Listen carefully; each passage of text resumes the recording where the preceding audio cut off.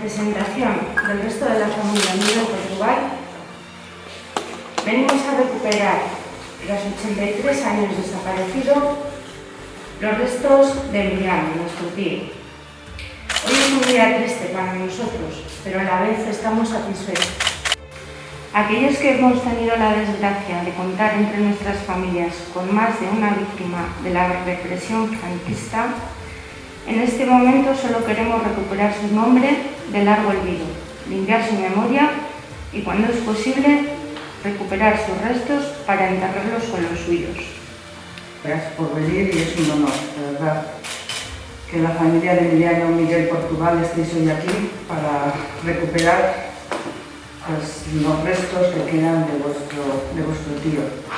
En nombre del Gobierno de Navarra, quien represento en este acto como consejera de Relaciones Ciudadanas, quiero desde luego transmitiros todo el cariño del Gobierno, de la Dirección General de Paz, Convivencia y Derechos Humanos, del Instituto Navarro de la Memoria, a todos los que habéis hecho este largo viaje desde Dueñas hasta el Palacio de Navarra. Ojalá hubierais podido venir más.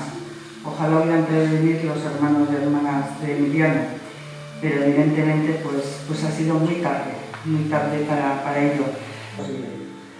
Querida familia de Emiliano, la sociedad navarra comprende muy bien los sufrimientos que habéis pasado.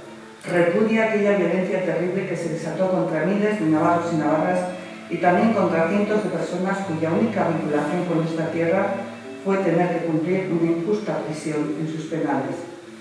Compartimos la alegría que hoy tenéis por recuperar a Emiliano. La comparten especialmente muchas familias que cada vez que ven recuperar y entregar un desaparecido a su familia, sienten que están acompañando a uno de los suyos. Vuestra historia estará unida a la nuestra para siempre. Es que recasco, muchas gracias.